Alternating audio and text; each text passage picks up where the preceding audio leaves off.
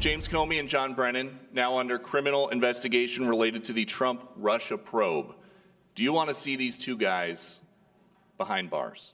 Well, I know nothing about it other than what I read today, but I will tell you, I think they're very dishonest people. I think they're crooked as hell, and maybe they have to pay a price for that. All right, there's the question. You heard it from our Peter Doocy. President Trump teeing off on the former CIA Director John Brennan, ex-director of the FBI James Comey.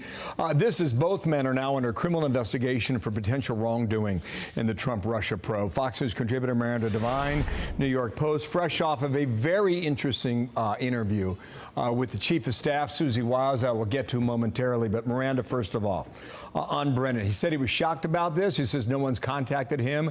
Do you believe this goes anywhere in the end? I do. For the first time, I feel that there is accountability coming, and I think it's a bit rich that John Brennan is complaining about leaks of all people. Look, if everyone knows that he's a Trump-deranged liar, so now it's up to the justice system to determine whether or not he's also a criminal. Okay, so we shall follow that. Here's the piece in the New York Post. The headline goes this way.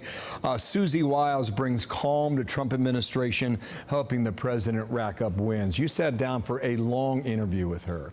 I think for our viewers watching this, if you really want to understand the relationship they have together, watch this interview. This is how she describes being convinced that he understood America.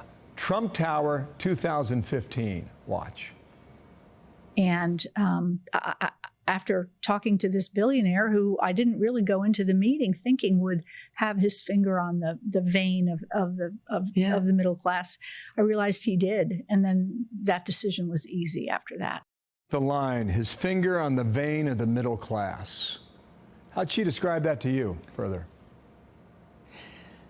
Yes, it's interesting that she looked around the field of 17 some odd candidates in the Republican primary back then, and she determined that Donald Trump was the one. I mean, she was from a very traditional Republican background, had worked for Ronald Reagan and other traditional Republicans, and yet she saw that the country needed a disruptor, is the way she described it, and Donald Trump, she feels and felt then, is just an all-consuming patriot with the right ideas that would help the country get out of the bad track that it was already in. But after that, in 2015, she worked for Florida Governor Ron DeSantis, who got him reelected in 2018.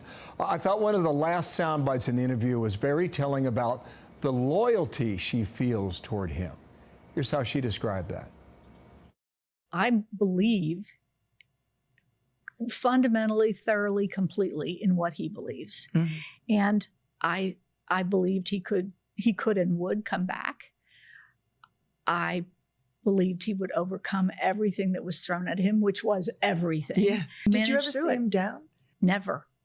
Never. In the dark days when truly they were persecuting him, he put a suit on and a tie on and came to the office and worked all day. The line for me is fundamentally, I believe thoroughly and completely in what he believes.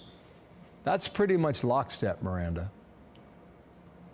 It really is. And she knows him. She spends hours with him every day. She's been with him through the darkest days when, everyone had kind of turned their back on him when he was trying to launch his campaign for 2024. Post-January 6th. A lot of people abandoned Donald Trump, they forget now, and she was there because she believed in him, and she has the same vision for the country that he does, which is that it's hurting, it needs repairing. We were going in the wrong direction with both parties. It became a uniparty, and there needed to be change, and that's what Donald Trump is bringing. And because she brings order and calm to his office, she says her job is to take the problems away before they get to his desk and solve them so that he has space and time and a clear mind to be able to work on the problems of the world. They are immense. He has the entire world's problems on his back. Okay, I got another minute here. Coming up on the 1 year of Butler, Pennsylvania, she described her initial thought when that bullet rang out in that field. Watch. We were just crazy at the minute he was hit. Did you think he was dead? I did. Yeah. You think the worst. You cannot, as human, you can't think otherwise. And when he stood up, I thought, oh my gosh. And then they raced us to the cars and we went to the hospital, and it was clear very soon that he was going to be okay. But it was a scary time, and it changed everything for us. Miranda, just give us a fine point for what you want viewers to understand about what you learned from that, because we don't hear from her a lot, frankly. No, she's a very private, reserved person, and so we were very lucky to have her talk to us. Well, look, she talks about how close it was, and she says that it was divine intervention, she believes, and she said she also believes Donald Trump does, and that it changed him. That day changed him, and he and she both believe that they're here for a reason, to help America out of the doldrums and into a new golden age, and that he was spared for that reason. Check it out on New York Post. Miranda Devine, thanks for coming on and sharing. Sunday marks 1 year, Butler, PA. What a year it's been. Thanks, Miranda.